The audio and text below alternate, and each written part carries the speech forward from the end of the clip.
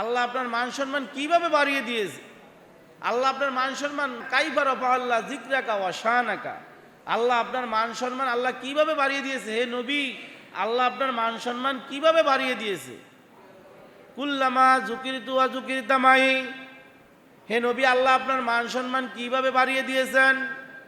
আল্লাহর নবী উত্তরে বললেন যে কাইফা রাফা আল্লাহ যিকরাকা ওয়া শানাকা। জিবরিল যখন প্রশ্ন করলেন আপনার মান সম্মান আল্লাহ কিভাবে বাড়িয়ে দিয়েছেন, আল্লাহ নবী সাল্লাল্লাহু আলাইহি ওয়াসাল্লাম বলছেন যেখানে আমার আল্লাহর আলোচনা সেখানেই আমার নবী মুহাম্মদুর রাসূলুল্লাহর আলোচনা। বলেন সুবহানাল্লাহ। সেখানে নবী মুহাম্মদুর রাসূলুল্লাহর আলোচনা। এই জন্য দুলোকে ভুলোকে নামাজে আজানে একামতে যেখানেই নবীজি সাল্লাল্লাহু আলাইহি সাল্লামের নাম আছে, আল্লাহর নাম যেখানে আছে সেখানে নবীজির নামও আছে। বলেন সুবহানাল্লাহ। লা ইলাহা ইল্লাল্লাহু মুহাম্মাদুর রাসূলুল্লাহ, লা ইলাহা ইল্লাল্লাহু মুহাম্মাদুর রাসূলুল্লাহ। বিসমিল্লাহে রহমানির রহিম। এটা কার নাম, কার প্রশংসা? আল্লাহর প্রশংসা। এখানে বিসমিল্লাহি ওয়া আলা মিল্লাতি রাসূলিল্লাহ। কবর রাখার সময় নবীজির নাম আছে কিনা বলেন? আজানে নবীজির নাম আছে না? একামতে আছে, কবরে আছে, হাসরে আছে, মিজানে আছে, ফুলসিরাতে আছে, সব জায়গায় নবীজির নাম আছে। বলেন সুবহানাল্লাহ। এই জন্য নবীজি সাল্লাল্লাহু আলাইহি সাল্লামের মান সম্মান সবার ঊর্ধ্বে। এই জন্য নবী মুহাম্মদ রাসূলুল্লাহ সাল্লাল্লাহু আলাইহি সাল্লামের প্রতি দুরূদ শরীফ পড়ে যেই দোয়া করা হয় সেই দোয়া আল্লাহ কবুল করে নেয়। বলেন সুবহানাল্লাহ। নবীজির উপর দুরূদ শরীফ পড়ে নবীজির রূহ মোবারকে নবীজির কদমে ওই দুরূদের হাদিয়া বকশিশ করে দোয়া করলে আল্লাহ পাক সেই দোয়াকে কবুল করে। বলেন আমিন। আর শেষ আয়াত হলো আল্লাহ পাক পবিত্র কালামে হাকিমে বলছেন আলা ইন্না আউলিয়া আল্লাহি লা খাউফুন আলাইহিম ওয়া লাহুম ইয়াহজানুন।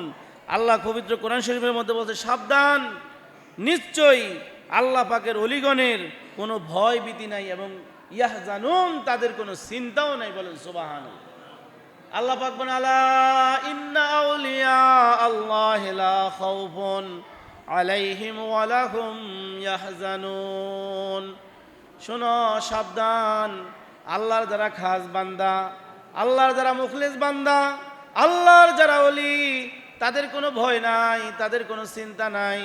তারা আল্লাহ পাকের এই রহমত দ্বারাই তারা চলাফেরা করেন। বলেন সুবহানাল্লাহ। আল্লাহ যারা ওলি, যারা আল্লাহকে খুশি করছে, ওলি মানি বন্ধু, ওলি মানি কি বন্ধু। আল্লাহর যারা ওলি তারাই আল্লাহকে অধিক খুশি করেছেন।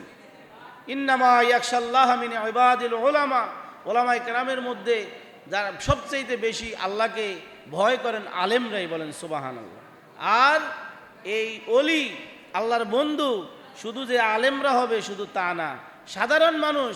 আল্লাহর নবী বলছেন আমার বান্দাদের ভিতরে এমন কিছু আল্লাহর বান্দা আছে তারা আল্লাহর ইবাদত করে করে আল্লাহকে এত বেশি খুশি করেছেন, তারা ভিতরে ভিতরে আল্লাহর বন্ধু হয়ে গেছেন, তারা নিজেরাও জানে না। বলেন সুবহানাল্লাহ।